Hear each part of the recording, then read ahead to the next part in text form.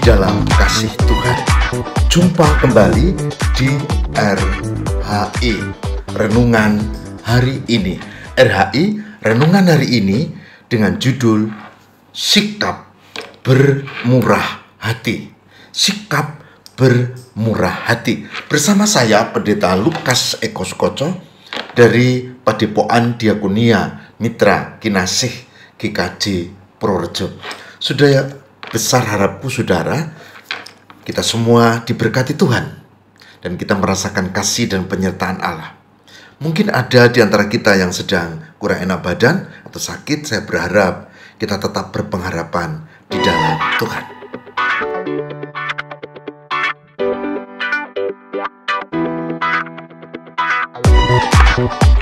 Sikap bermurah hati. Sikap bermurah hati, saya ambilkan bacaan hari ini dari Ulangan 24 ayat 19 sampai dengan 22. Yang demikian firman-Nya.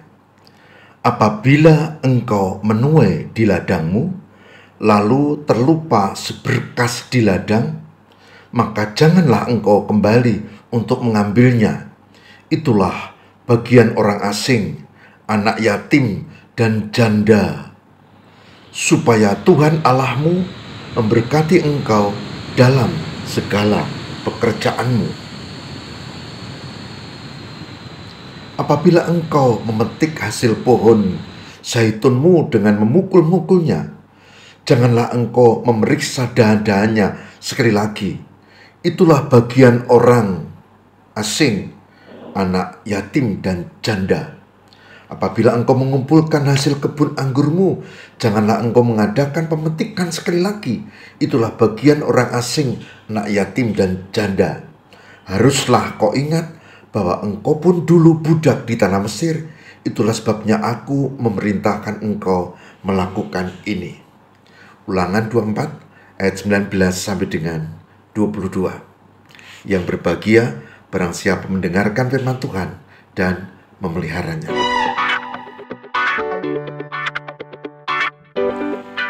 Pecinta RHI yang diberkati oleh Tuhan, judul renungan kita adalah bermurah hati.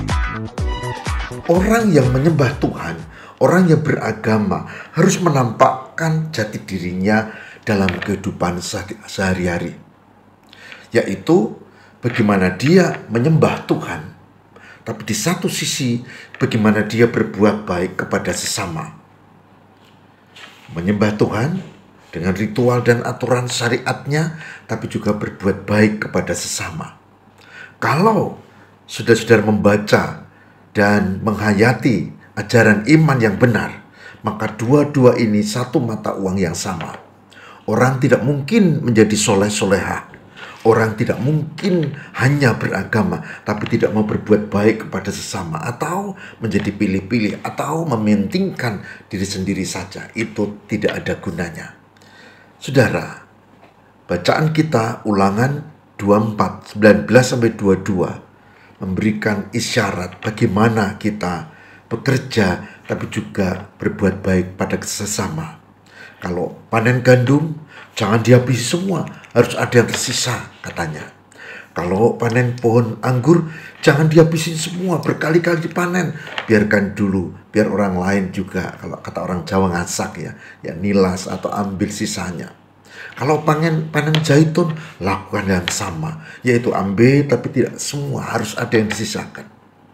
Jadi, kebenaran iman kita mengajarkan supaya kita tekun bekerja, tapi di sisi lain kita diminta untuk berbuat baik kepada sesama. Saya menganjurkan kalau kita mau tidur, coba renungkan 3 hal ini. 3 hal ini itu apa? Yang pertama, apakah hari ini aku berbuat kilap salah terhadap sesama? Mungkin pada orang-orang di satu rumah, mungkin orang di satu kantor, atau mungkin orang yang kita temui. Kalau iya, sebelum tidur, cepatlah berlutut memohon pengampunan Tuhan dan bertobat. Apakah hari ini saya berbuat kilap salah? Tapi yang kedua, pertanyaannya justru lebih tegas. perbuatan baik apa yang hari ini aku sudah lakukan? Perbuatan baik apa yang sudah aku lakukan hari ini? Kalau belum ada, berlututlah, karena berarti hari ini berlalu hanya untuk egois dirimu sendiri. Harus ada yang dilakukan.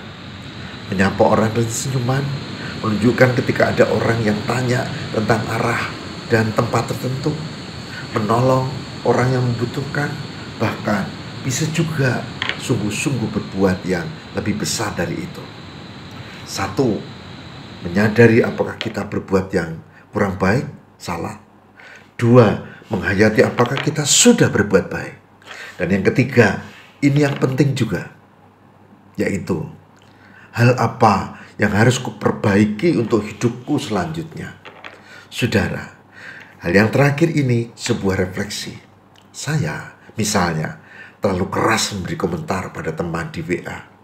Saya, misalnya, terlalu sibuk dengan diri sendiri sehingga ketika di jalan orang menyapa, kita tidak memperhatikan. Saya, misalnya, terlalu cepat berkomentar tapi tidak memikirkan secara mendalam, dan seterusnya. Saudara punya pengalaman sendiri pasti. Dan saya memperbaiki apa yang menjadi kekuranganku. Jadi 3 hal ini, saudara, kita bisa menghayati kebenaran dalam kehidupan. Ingat, orang yang beriman harus terwujud dalam kehidupan. Pertanyaannya, sudahkah berbuat baik dan bermurah hati pada hari ini? Mari kita mohon berkat Tuhan.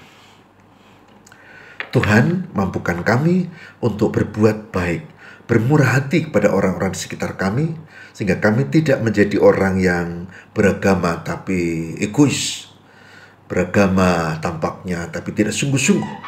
Tuhan berkati kami menjadi sosok yang bermurah hati. Demi Kristus pengantara kami. Amin.